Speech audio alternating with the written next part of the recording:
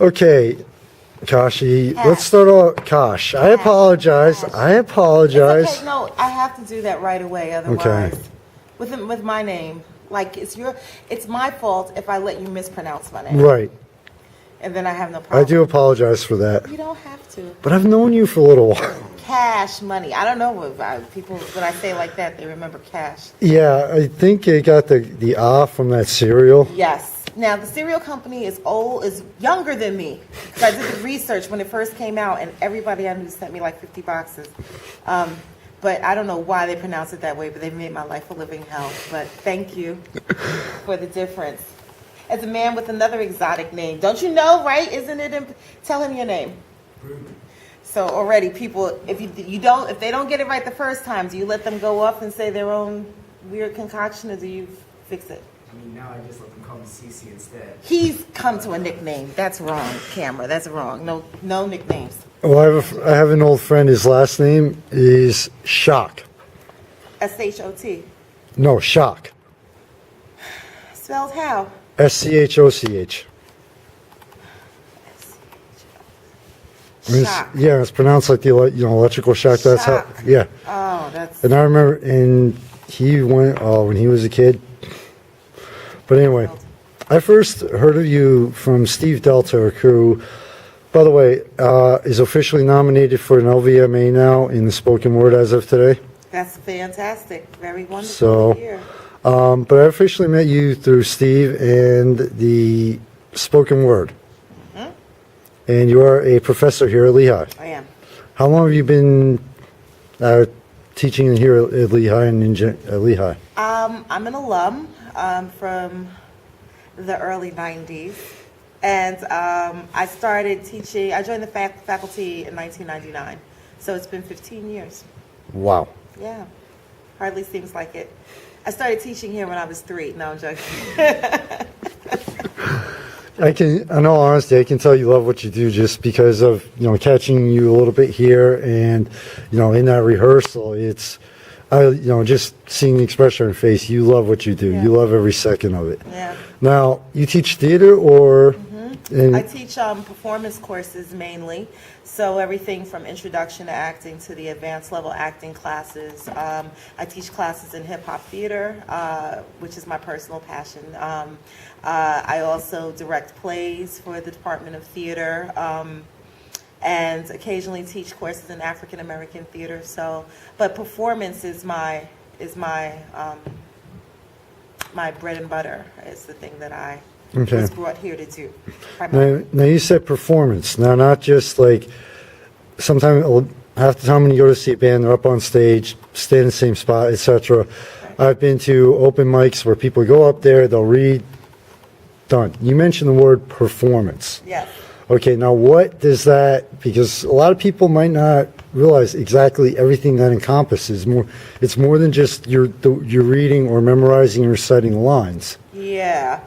Well, at Lehigh, in my acting classes, what I do in an introduction to acting class, students not only learn the vocabulary of the actor and the basic tools that actors work with, whether it's stage directions, how to write down the different instructions in a script to rehearse properly, all the things you never see an actor learn is what I start to introduce. When I do performance coaching in general, to answer your question, it's more along the lines of, I like to call them gentle reminders or things that people never think about that they should be aware of. A lot of people have nervous tics or bad habits that they aren't even aware that they do, and all they have to do is stand in front of an audience and do them, and everybody else notices them, but the person who's performing has no clue. And so I try to give performance coaching in the sense, or just trying to help people recognize what they're doing and how they can gently correct. And that goes from everything, vocal projection to standing in one place, to nervous fidgeting, to not being confident enough to make eye contact. the heart may be willing, but the body may not be all connected up. And so I just try to help people connect those dots and polish their performance a little bit better. Because often before an audience, what people really need is a bit of polish and someone to say, are you aware that you do this? And maybe if you just did this, that will look so much better. You would look more confident. Your words would be easier to understand. So those are the types of adjustments I try to give generally speaking. Okay. But in an acting class, it's far more. Oh, in actual acting class, you have a lot more on the technical side, though, too. Am I right? A lot more of everything. A lot more of everything. Yeah. It's more than just going up there, and it's more acting and performing can be two totally different things. Am I correct? True. That is true. I mean, in my classes, I live for the realization. It happens probably a little bit past the middle of the semester where a student will say, wow, this acting stuff is hard. And then I know I did my job because, I mean, not that I want people to think that my craft is difficult, but I definitely want them to respect it and to understand that it's not just something that, even the person who has natural talent, there are things to learn. There are ways that things are done properly, and we can always learn and improve and get better. So when I hear a student say that, I know that I'm opening them to more than just what they assumed or what they've seen on television and in movies. Yeah, TV and movies make everything look easy, but Yeah. now, the only thing I remember from my high school year English class, and I believe it was Shakespeare, the world is a stage, and we are but actors in a play. All the world's a stage, and all the men and women merely players. They have their entrances and exits. Yes, that is one of Shakespeare's favorite. Only thing I remember from high school English. But would you agree with that, though? I mean, whereas, like, we actually, all of us do have a little bit of natural acting ability for, because we don't realize it, but every day we do it. Absolutely. I always start, that's always like, are you sure you didn't take my class? Because that's always like the first or second lesson of a beginning class for me, because I'll say, raise your hand if you've never acted before. And there will be people that'll raise their hand, and then I'll have to say, well, how you act with your professor, is that how you act with your mother? Is that how you act with the UPS man? Is that how you act with your boss for your summer internship? No. Because we all wear different hats depending on who we're engaging and what it is that we want from them. So, what a boyfriend wants from a girlfriend is very different from what a professor wants from a student. And so Right. we do it. We don't, even in a phone call, depending on who's calling, you get a whole different type of person on the phone. And that's just Even what we do. even in what we post on Facebook, it's, Don't start. That's a whole other role that people create for themselves. Absolutely. Yeah. So yes, to answer your question, I do agree with that, and I think that the talented actor is the one who sees that, recognizes it, and embraces that, and so they absorb the fact that I can play many roles. Watch me. And it's the more timid person that doesn't realize that they have it in them, but Yeah.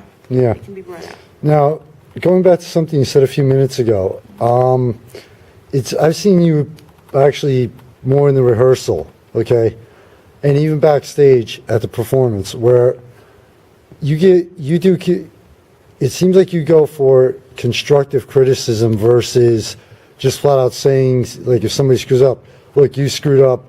Okay, you try to do things constructive. You try to do things constructively and try to get them to improve on it than just saying, okay, well, you screwed up.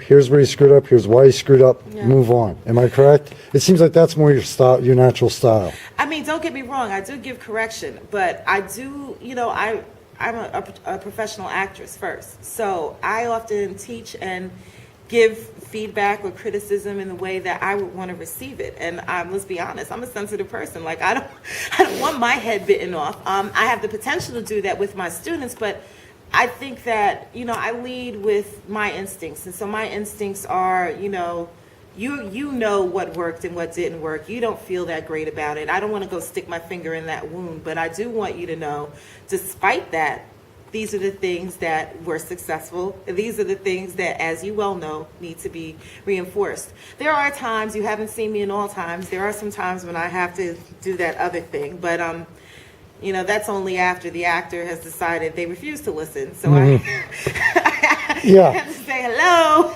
I'm here. I would love for you to take this advice. So, Yeah. So it's like when they say, well, okay, I'm right, you're wrong, then it's like, then you go, it's like, you know, one of maybe my not. first directors always taught me it's, you know, the actor's going to do what the actor's going to do. And then, you know, as an actor, I say, yeah. And as a director, I go, oh, but it's true. Two completely opposite sides of the coin on that Very, one. very.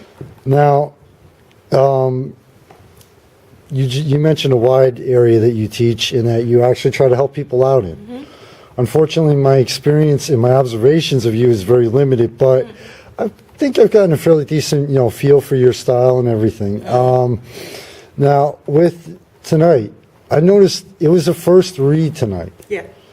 and I think I heard you talk maybe a total of 5 minutes before. And I apologize for getting here early, but Oh, no. I have a thing against extreme freezing. Yes. So, but you know, I'm glad I did because I think I heard you speak before the end of the session for maybe a total of 5-10 minutes tops. Mm-hmm.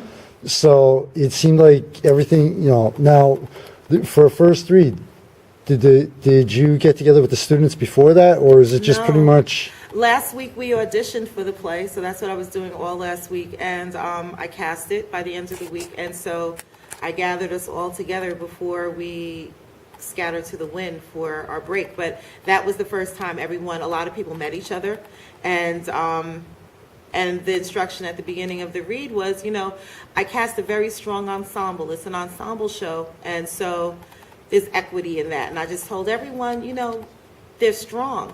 I cast strong on purpose because I want us to start at a certain level and then go from there. Right.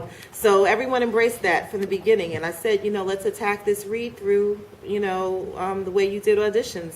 And that's what people did. Okay. So- I mean, what was my comment? That was a first read. Yeah. I mean, I was actually, and I was being, you know, professionally honest with Yeah. that. I was actually sitting over there, you know, and just I was looking over, and at times I could literally visualize everything that was going on already. Nice. You know, and just the way they interacted with each other, and I was like, it was real. Nice. You know, the emotion and everything. So. Yeah, you heard me giving a little bit of coaching because we are still feeling each other out. Like, you know, and I just know there are certain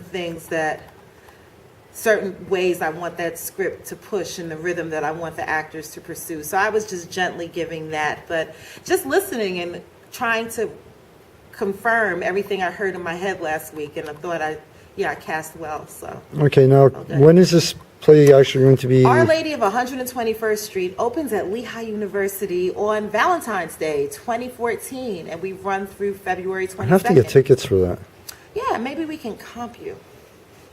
Okay, let's take a quick break, and then what we'll do is we'll get into your history as far as, you know, I'm curious as far as before you went to school, if you've acting has always come naturally to you, you know, we'll get into Okay. a little bit of further back history, shall we say.